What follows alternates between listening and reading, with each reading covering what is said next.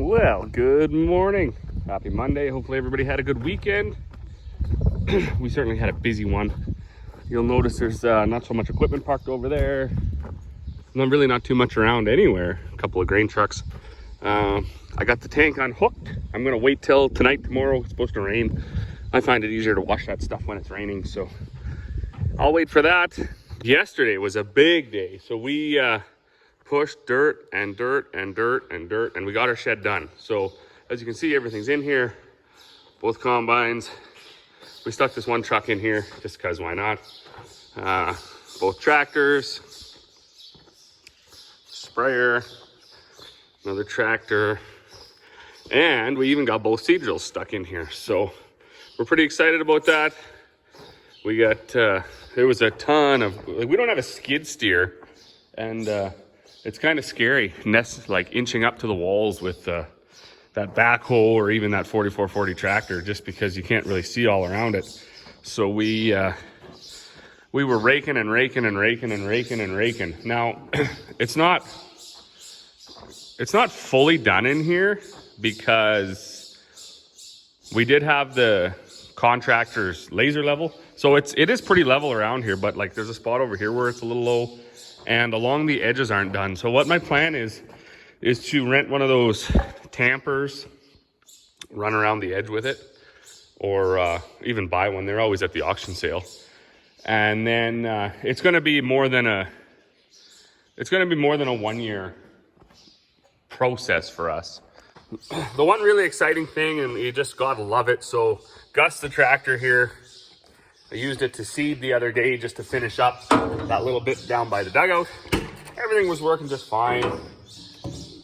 I went over to fire it up yesterday. Of course, batteries were cold stone dead.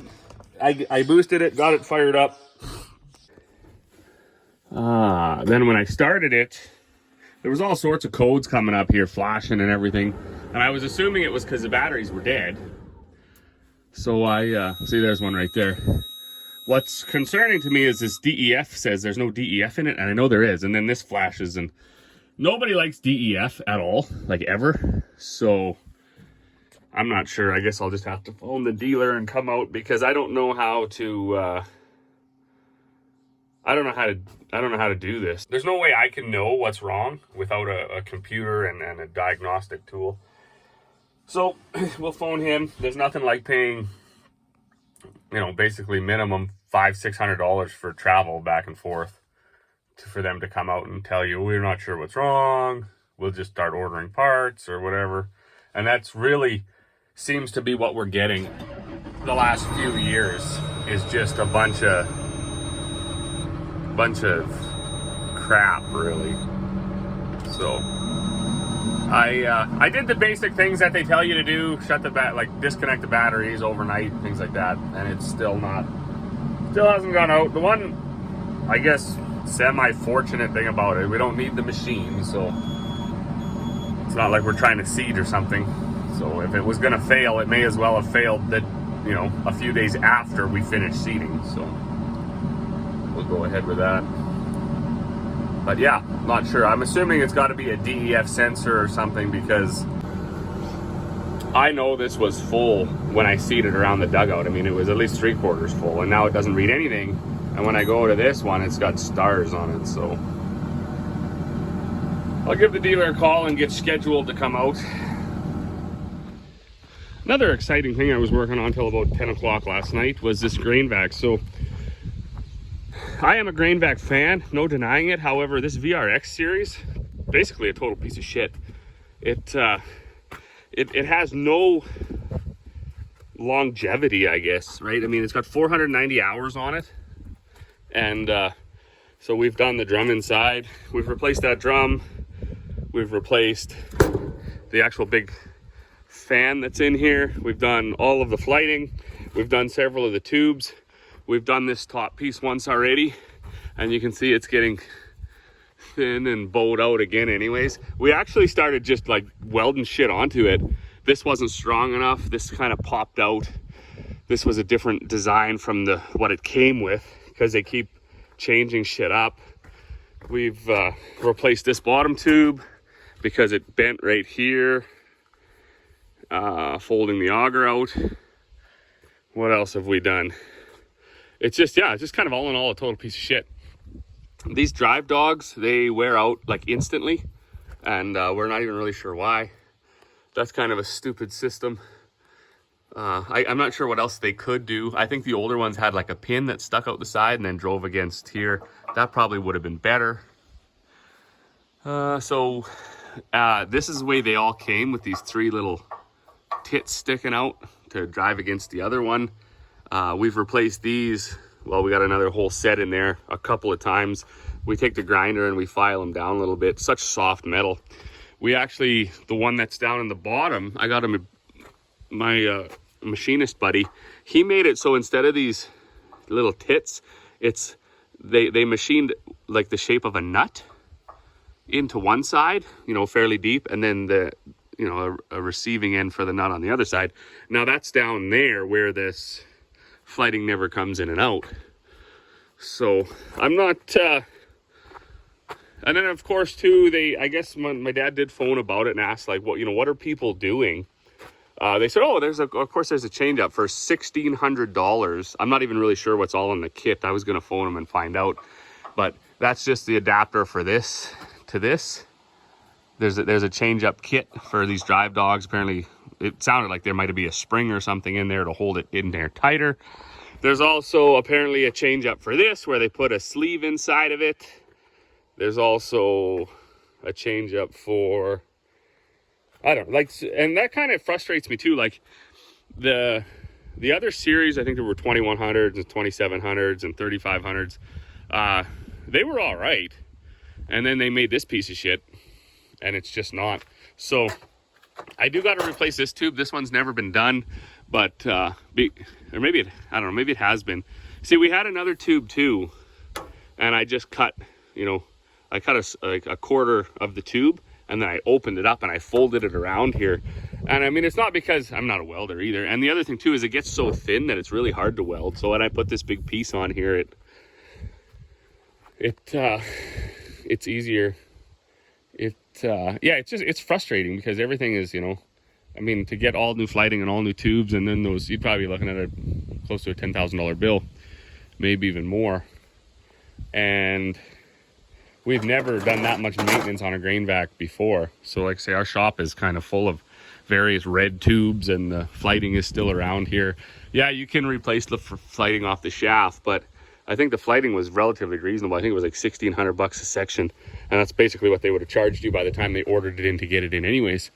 But I don't know why they can't make it a little stronger. Like the tube inside just, it just comes apart, and not like an auger. I mean, an auger definitely lasts longer. You look at something like this old 7-inch, this thing's augered. I would assume quite a bit more grain than that grain vac. And I mean, it finally did break right here. I'm not sure if I'm gonna fix this or just kind of scrap it, because it's a 7-inch auger, and who needs a 7-inch auger? But it's super duper heavy.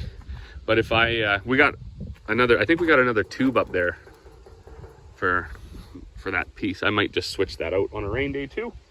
It is always nice to have an auger kicking around. But for today, I'm gonna move these trucks out of the way, and I'm gonna move my whole entire feed thing back over there. And then I'm gonna get my dryer. I gotta pull the flighting out of it and change the bottom bearing, change the top bearing. Some work to do. One piece that wasn't in there was Donnie the Swather. I brought him over here because I wanted to plug his, looks like he's got batteries, must be dead. I had it charging overnight. It says, well, I only got it at 2 amps. Maybe it is only 46%. He doesn't need much maintenance. This guy's new. One thing that was funny last year, we were done swathing. He was in the yard, and my dad went to just lift the header up to take it off, and the spring broke. So he replaced that spring, and like a thrifty individual, instead of throwing the broken spring in the garbage, he hung it back on the hook. So this is where the salesman for the Swather, he was getting molasses here, so he just threw the spring in the back of his truck and brought it out, and he hooked it on this hook. So the new spring was on here. Now the old spring can sit on here forever. You don't want to throw nothing away. You never know when you're going to need a massive broken spring. You just never know. Oh my, well, I'm not sure if it's going to be one of those days, but this white truck is totally dead, which is a first. We'll try the old red girl, see if that goes. I don't understand the battery thing. I don't get that at all. I don't know how Tesla's got that figured out, but holy smokes. In farming, like, we got so much equipment, everything has batteries in it, right? Everything. And the batteries are always like dead or not holding a charge, or it's totally confusing. And they're not cheap either, right? I mean, batteries are $400 a pop, so you got like, or at least we'll say 200, 300, so 2, 4, 6, 8, 10, 12, 14, 16, 18, 20. There's $3,000 worth of batteries just in what you can see. There's probably another. That's why everybody steals them around here, because even garbage batteries are worth quite a bit. But usually these old trucks fire up.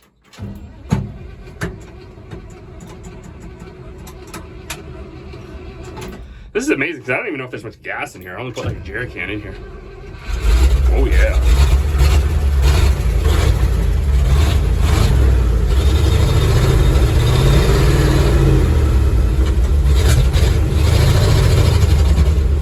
Where are we in here? Probably in too high a gear. All right. I always forget this is to you and down is reverse on these internationals. No backup camera on this truck. I gotta move it over. I see it's got a flat tire anyways. Dead batteries, flat tires. Kirkville Farm curse.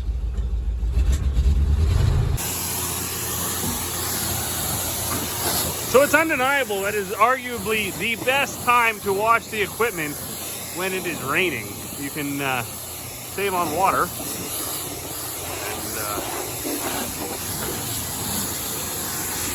And we are getting there, which is good. It was getting a little dry, but this was the last of the seating equipment to be put away, so everything's tucked in the shed except for the some of this stuff. And I'm just gonna finish up here, and then I am going in for the night. As always, to those who watch, thank you very much.